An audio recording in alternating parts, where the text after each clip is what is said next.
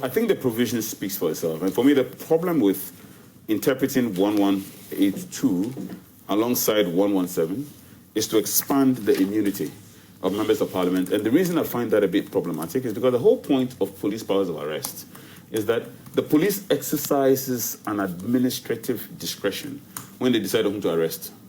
The power of arrest is a discretionary one, which avails the police once they think that certain elements of an offense are made out and they decide to arrest you and activate the judicial process, so to speak. So once the police decide to do that, the idea that they would have to go through a third person to make a decision in terms of whether or not a person, the arrest process can be completed, in my opinion, it distorts the power of arrest. I think the reason 117 is the way it is, without bringing the speaker under 117, is to enable that discretionary authority to be exercised.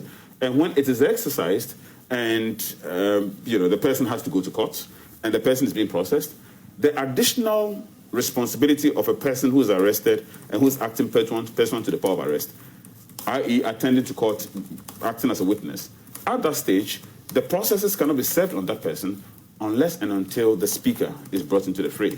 And the reason that is to ensure that, as far as the judicial component is concerned, the speaker indicates whether or not a person's parliamentary functions will be interfered with and whether or not a person is attending to the functions of his office as a member of parliament. And as I indicated earlier, we are dealing with a situation of trust. Until we deal with that, this problem will continue.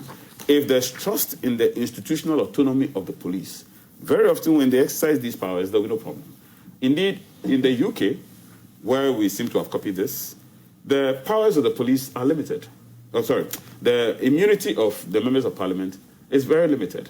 Limited in the sense of a member of parliament can be arrested at any time for criminal offenses, mainstream criminal offenses, and the immunity is restricted to breaches of State Secrets Act, breaches of slanderous offenses. If a person commits a slanderous offense, for example, there's an immunity.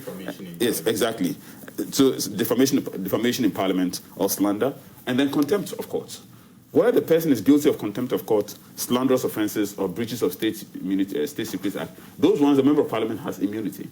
But otherwise, for the commission of regular offenses, there's no immunity. And the reason this is important is because of the rule of law.